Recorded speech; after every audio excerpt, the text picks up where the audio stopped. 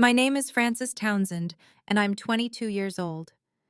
2 weeks ago, I stood on a graduation stage in front of 3,000 people, while my parents, the same people who refused to pay for my education because I wasn't worth the investment, sat in the front row with their faces drained of all color.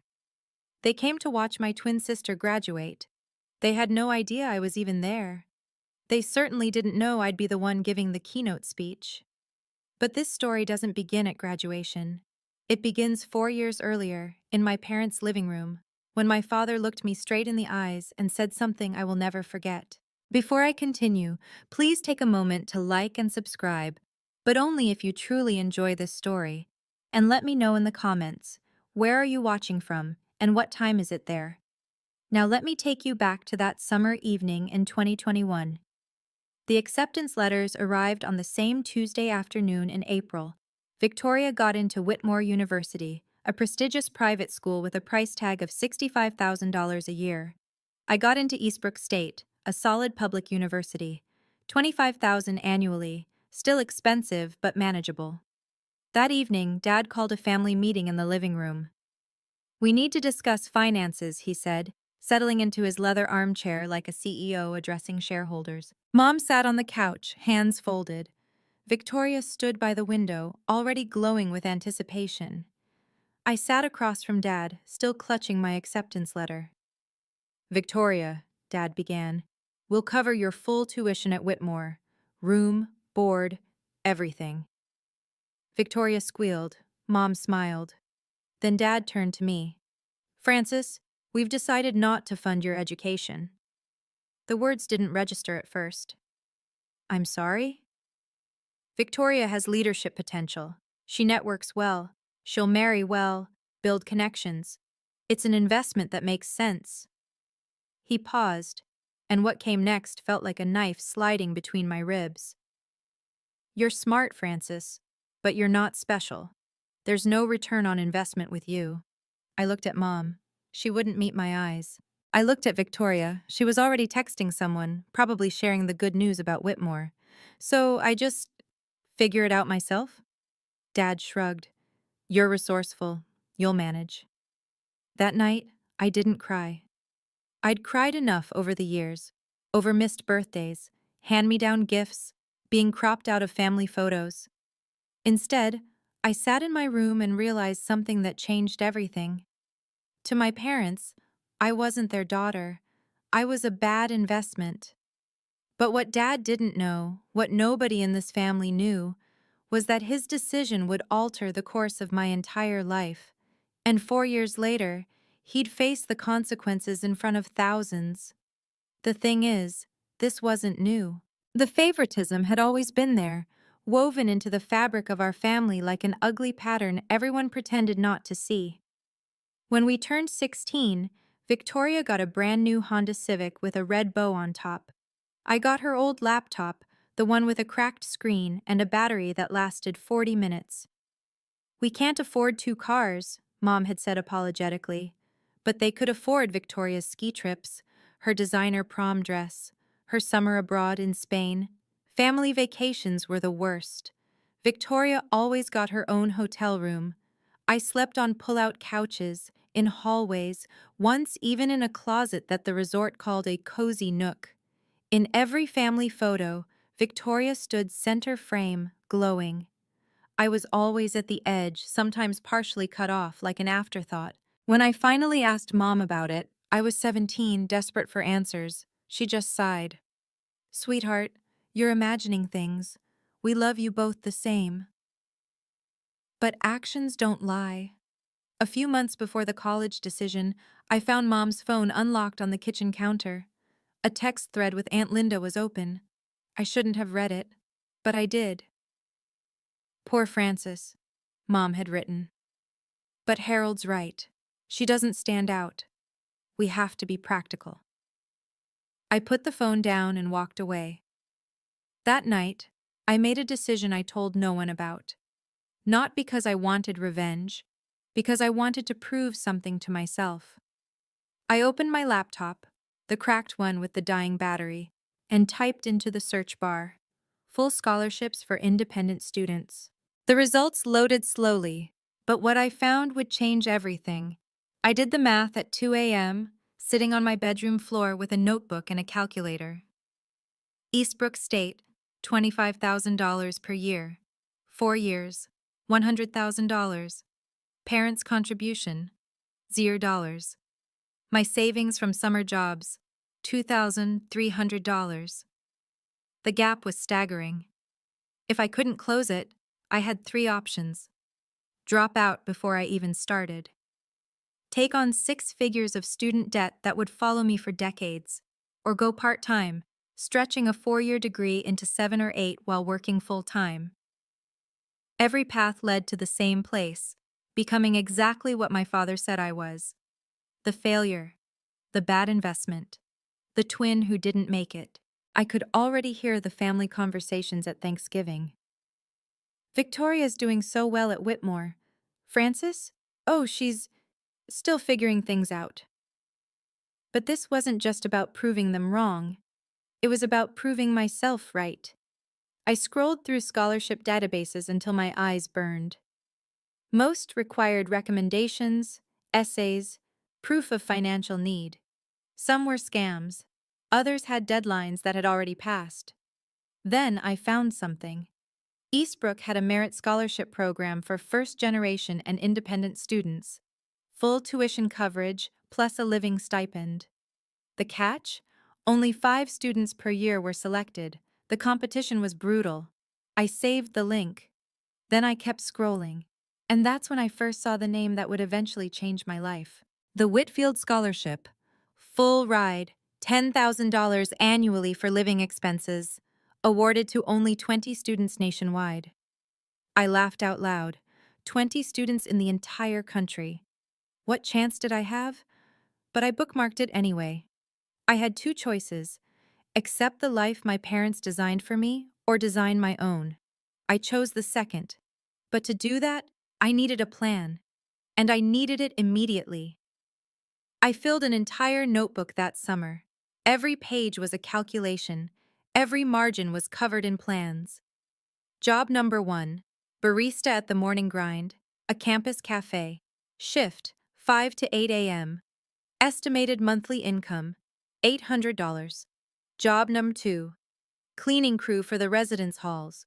Weekends only, $400 a month. Job number 3, teaching assistant for the economics department if I could land it, another $300. Total, $1,500 per month, roughly $18,000 a year. Still $7,000 short of tuition. That gap would have to come from scholarships, merit-based ones. The kind you earn, not the kind you're handed. I found the cheapest housing option within walking distance of campus, a tiny room in a house shared with 4 other students. $300 a month, utilities included. No parking, no AC, no privacy. It would have to do. My schedule crystallized into something brutal but precise. 5 a.m. Work at the cafe. 9 a.m. to 5 p.m. Classes. 6 p.m. to 10 p.m. Study, work, or TA duties. Sleep. 11 p.m. to 4 a.m. 4 to 5 hours a night. For 4 years. The week before I left for college, Victoria posted photos from her Cancun trip with friends. Sunset beaches, margaritas, laughter. I was packing my thrift store comforter into a second-hand suitcase. Our lives were already diverging, and we hadn't even started yet. But here's what kept me going. Every night before sleep, I'd whisper the same thing to myself. This is the price of freedom. Freedom from their expectations. Freedom from their judgment. Freedom from needing their approval. I didn't know then how right I'd be, and I didn't know that somewhere on the Eastbrook campus, there was a professor who would see something in me that my own parents never could. Freshman year Thanksgiving. I sat alone in my tiny rented room, phone pressed to my ear, listening to the sounds of home. Laughter in the background, the clink of dishes, the warm chaos of a family gathering I wasn't part of. Hello? Frances? Mom's voice was distant, distracted. Hi, Mom. Happy Thanksgiving. Oh, yes, happy Thanksgiving, honey. How are you? I'm okay. Is Dad there? Can I talk to him? A pause. Then I heard his voice in the background, muffled but clear. Tell her I'm busy. The words landed like stones. Mom's voice returned, artificially bright. Your father's just in the middle of something. Victoria was telling the funniest story. It's fine, Mom. Are you eating enough? Do you need anything? I looked around my room. At the instant ramen on my desk. At the second-hand blanket. At the textbook I'd borrowed from the library because I couldn't afford to buy it. No, Mom, I don't need anything. Okay, well, we love you. Love you too. I hung up. Then I opened Facebook. The first thing in my feed was a photo Victoria had just posted. Mom, Dad, and Victoria at the dining table, candles lit, turkey gleaming. The caption? Thankful for my amazing family. My amazing family. I zoomed in on the photo. 3 place settings, 3 chairs, not 4. They hadn't even set a place for me. I sat there for a long time, staring at that image. Something shifted inside me that night. The ache I'd carried for years, the longing for their approval, their attention, their love. It didn't disappear, but it changed. It hollowed out. And where the pain used to be, there was only quiet emptiness. Strangely, that emptiness gave me something the pain never had. Clarity. Second semester freshman year. Microeconomics 101. Dr. Margaret Smith was legendary at Eastbrook. 30 years of teaching, published in every major journal, terrifying reputation. Students whispered that she hadn't given an A in 5 years. I sat in the 3rd row, took meticulous notes, and turned in my first essay expecting a B- at best. The paper came back with 2 letters at the top, A+. Beneath the grade was a note in red ink. See me after class. My heart dropped. What did I do wrong? After the lecture, I approached her desk. Dr. Smith was already packing her bag, silver hair pulled back in a severe bun, reading glasses perched on her nose. Frances Townsend? Yes, ma'am. Sit down. I sat. She looked at me over her glasses. This essay is one of the best pieces of undergraduate writing I've seen in 20 years. Where did you study before this? Nowhere special. Public high school. Nothing advanced. And your family? Academics? I hesitated. My family doesn't support my education, financially or otherwise. The words came out before I could stop them. Dr. Smith set down her pen. Tell me more. So I did. For the first time, I told someone the whole story. The favoritism, the rejection, the 3 jobs, the 4 hours of sleep. All of it. When I finished, she was quiet for a long moment. Then she said something that changed my trajectory forever. Have you heard of the Whitfield Scholarship? I nodded slowly. I've seen it, but it's impossible. 20 students nationwide, she said. Full ride, living stipend, and the recipients at partner schools give the commencement address at graduation. She leaned forward. Frances, you have potential. Extraordinary potential. But potential means nothing if no one sees it. Let me help you be seen. The next 2 years blurred into a relentless rhythm. Wake at 4 a.m., coffee shop by 5, classes by 9, library until midnight, sleep, repeat. I missed every party, every football game, every late-night pizza run. While other students built memories, I built a GPA, 4.0, 6 semesters straight. There were moments I almost broke. Once I fainted during a shift at the cafe. Exhaustion, the doctor said. Dehydration. I was back at work the next day. Another time I sat in my car. Rebecca's car, actually. She'd lent it to me for a job interview, and cried for 20 minutes. Not because anything specific had happened, just because everything had happened, all at once, for years. But I kept going. Junior year, Dr. Smith called me into her office. I'm nominating you for the Whitfield. I stared at her. You're serious? 10 essays, 3 rounds of interviews. It'll be the hardest thing you've ever done. She paused. But you've already survived harder. The application consumed 3 months of my life. Essays about resilience, leadership, vision, phone interviews with panels of professors, background checks, reference letters. Somewhere in the middle of it, Victoria texted me, first time in months. Mom says you don't come home for Christmas anymore? That's kinda sad, TBH. I read the message. Then I put my phone face down and went back to my essay. The truth? I couldn't afford a plane ticket, but even if I could, I wasn't sure I wanted to go. That Christmas, I sat alone in my rented room with a cup of instant noodles and a tiny paper Christmas tree Rebecca had made me. No family, no presents, no drama. It was somehow the most peaceful holiday I'd ever had. The email arrived at 6:47 a.m. on a Tuesday in September, senior year. Subject: Whitfield Foundation. Final round notification. My hands were shaking so badly I could barely scroll. Dear Ms. Townsend, congratulations. Out of 200 applicants, you have been selected as one of 50 finalists for the Whitfield Scholarship. The final round will consist of an in-person interview at our New York headquarters. 50 finalists, 20 winners. I had a 40% chance, if all things were equal. But things were never equal. The interview was scheduled for a Friday, in New York, 800 miles away. I checked my bank account, $847.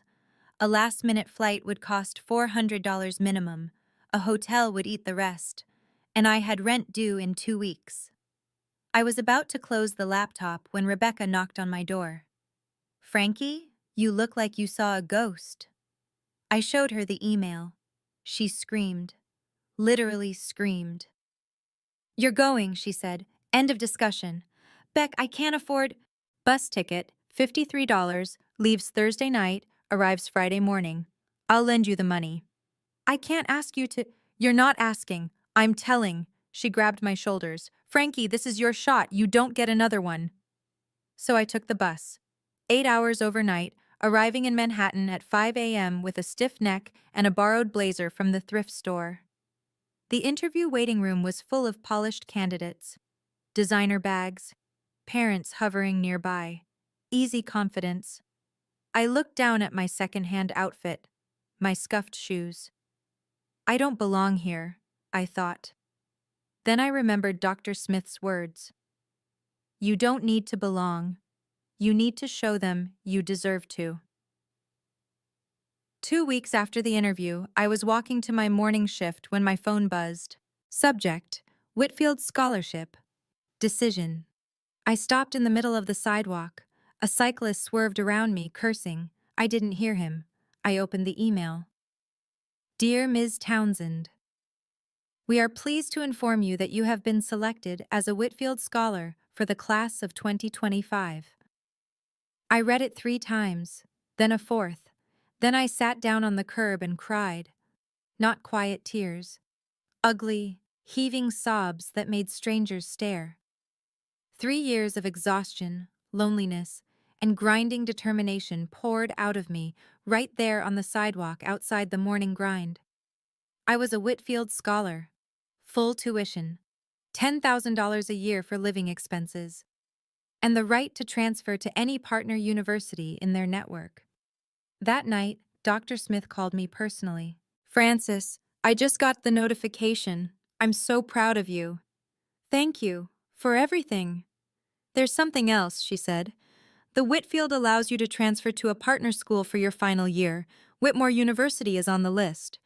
Whitmore, Victoria's school. If you transfer, Dr. Smith continued, you'd graduate with their top honors, and the Whitfield Scholar delivers the commencement speech. My breath caught. Francis, you'd be valedictorian.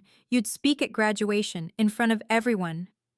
I thought about my parents, about them sitting in the audience for Victoria's big day, completely unaware I was there. I'm not doing this for revenge, I said quietly. I know.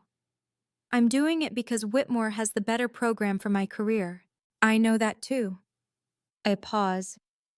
But if they happen to see you shine, that's just a bonus.